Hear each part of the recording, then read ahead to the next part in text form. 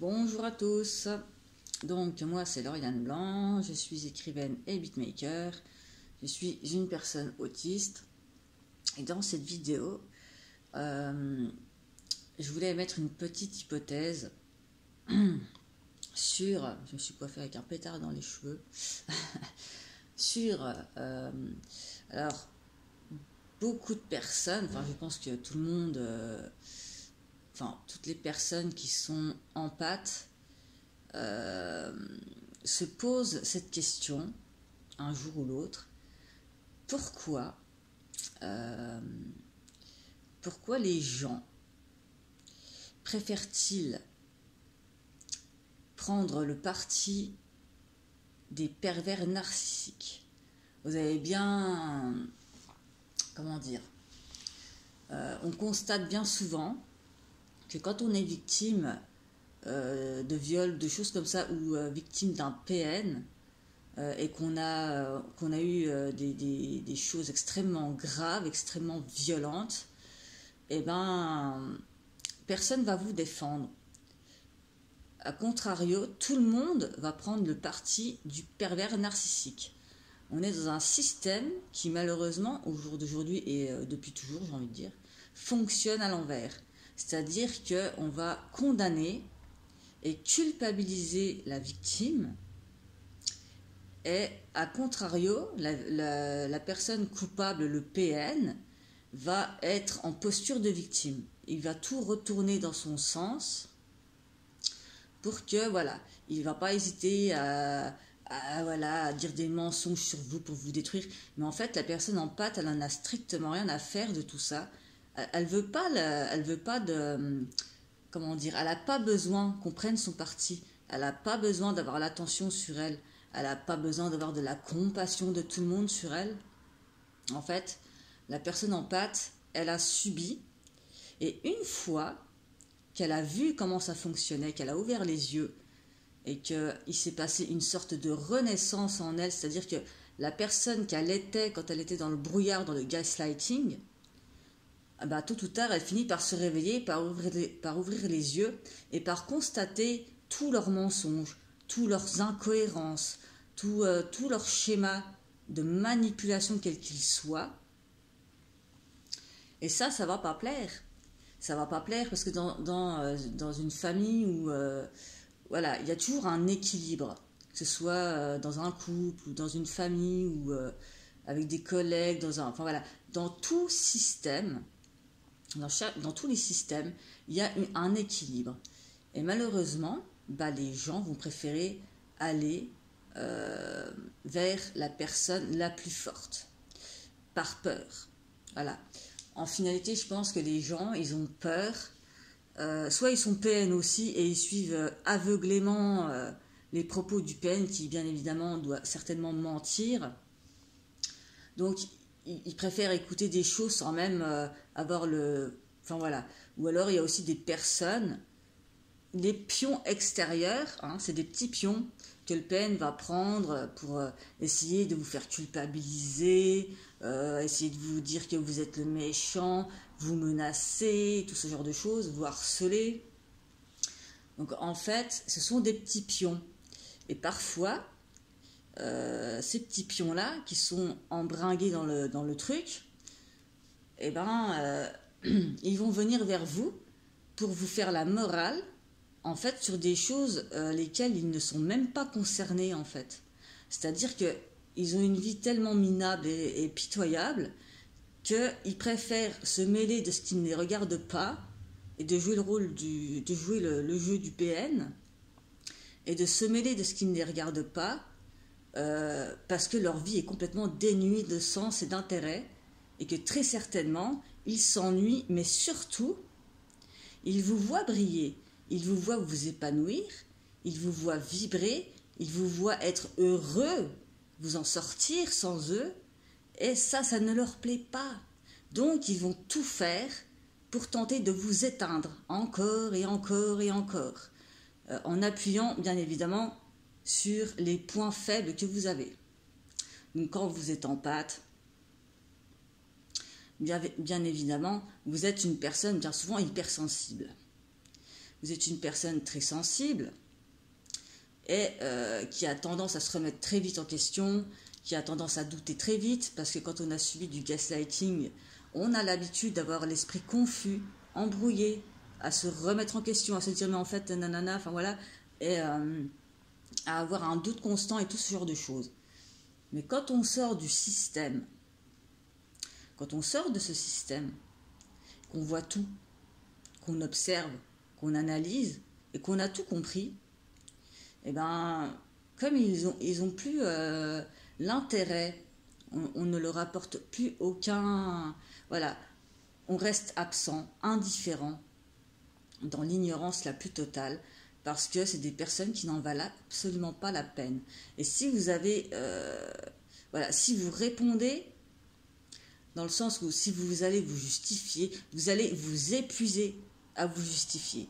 Vous allez vous épuiser à essayer de leur faire comprendre vos ressentis de manière polie, et en retour, vous allez avoir des incohérences, des débats stériles, le déni, et aussi des insultes parce qu'ils n'ont aucun argument. Donc ils vous insultent parce qu'ils n'ont pas d'argument. Donc c'est très très très restreint. Ils sont très limités dans leur fonctionnement parce que c'est un fonctionnement qui tourne en boucle. Et les personnes préfèrent aller du côté du plus fort parce qu'ils ont peur, bien évidemment, que s'ils défendent quelqu'un qui a été victime de tant de, voilà, qui a été victime de viol ou je sais pas quoi, ils vont se ranger du côté du coupable, mais à aucun moment ils vont aller aider la personne qui a subi, qui a vécu tout ça, par peur de subir le même sort que la personne, bien évidemment, empathe, hypersensible, qui a subi tout ça.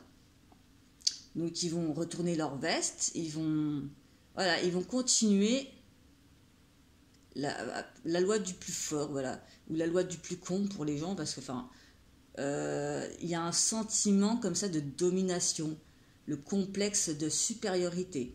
Et les empathes, bien souvent, n'ont pas comment dire, ils n'ont pas le même... en fait, pour eux, il n'y a pas de supériorité, d'infériorité. Il n'y a pas tout ça. On est tous logés à la même enseigne. Il n'y a pas de personnes supérieures, de personnes inférieures. On est tous des êtres humains. Point final. Et moi, personnellement, je n'ai pas cette notion-là. Cette notion de supériorité, infériorité. Non. Ça n'existe pas. Hein. Donc, voilà. Donc, c'est tout ce que j'ai à dire là-dessus. Et du coup, voilà, en fait, ils préfèrent se ranger du côté du plus fort, mais l'empathe, une fois qu'il a compris tout ça, il a juste besoin de se recentrer sur lui et de les laisser parler. Le mieux, c'est de les laisser parler, de les laisser dire, de les laisser faire, enfin voilà. Qu'importe ce qu'ils peuvent dire, qu'importe ce qu'ils peuvent faire dans votre dos, enfin voilà. On ne peut pas dans la vie être aimé de tout le monde, et ça il faut l'accepter. Et il faut avoir une certaine sagesse, la sagesse de se défaire de cette emprise et de vivre pour soi, et non pas de subir un rôle qu'on vous a imposé. Voilà.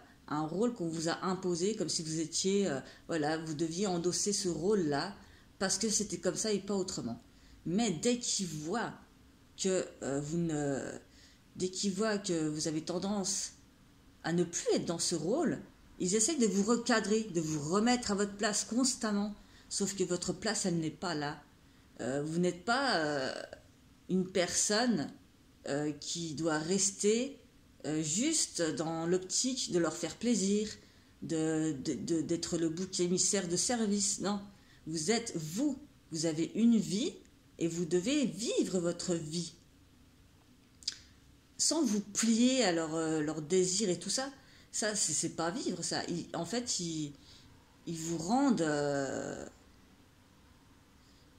comment dire ? Pour eux, vous n'êtes pas une personne à part entière, vous êtes un objet, un vulgaire objet dont on va se servir pour telle ou telle chose, qu'on va écraser.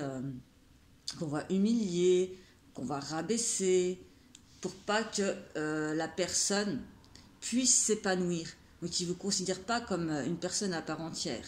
Mais vous êtes une personne à part entière. Donc, dès que vous avez cerné toutes ces choses-là, tous leurs mensonges, toutes leurs incohérences, tout ça, tous ces schémas comme ça qui s'en mêlent dans votre tête, vous savez, quand vous les avez défaits, que vous avez défait les nœuds, que vous avez compris leur jeu, surtout, n'y rentrez plus. Dégagez, fuyez et faites votre vie, en fait. Votre vie à vous, pour vous. Parce qu'ils essayeront toujours de vous éteindre. Votre lumière les dérange. Ça les rend rageux, vous voyez. Ils sont en colère, ils sont frustrés, c'est même pas de la colère, parce que la colère, elle est légitime quand on a vécu ce genre de choses. Eux, ils vivent dans le mépris et la haine. Et ça, c'est vraiment pas bon. Par contre, votre colère à vous, quand vous avez subi des injustices comme ça, elle est tout à fait légitime. Vous n'avez pas à vous excuser, à culpabiliser. Vous n'avez pas à faire tout ça. Vous savez qui vous êtes. Vous savez comment vous fonctionnez. Et surtout, vous savez ce que vous valez. Donc, n'allez pas vous descendre à l'état de joujou. Un joujou qu'on utilise. Soyez vous-même et apprenez à surpasser cette espèce de dynamique toxique qu'on retrouve partout. Voilà, il faut à un moment donné dire stop, mettre ses limites. Et quand on fait ça, ça leur plaît pas, hein. Forcément ça leur plaît pas, puisque ils voient qu'ils perdent le contrôle sur vous. Donc laissez-les faire, laissez-les dire, laissez-les parler. Et grandissez. Grandissez dans votre voie, sur votre chemin. Épanouissez-vous dans vos centres d'intérêt. Et focus, ayez un focus sur vous. Et laissez ces gens-là derrière, en fait. Parce qu'ils n'en valent pas la peine. C'est comme des moustiques qui tournent autour de vous. Des mouches à merde ou des trucs comme ça. Prenez une bombe comme ça, faites un bon tri. Et c'est pas grave si vous vous sentez isolé et seul. C'est normal parce qu'ils vont faire le vide autour de vous. Mais vous vous en foutez parce que c'est là que vous voyez les personnes qui sont vraiment, qui vous ont compris ou qui s'en foutent de vous en fait. C'est là que vous voyez le vrai visage des gens. C'est quand tout le monde autour de vous, tout le monde déquerpille, dégage. Mais il vaut mieux être seul que mal accompagné, croyez-moi.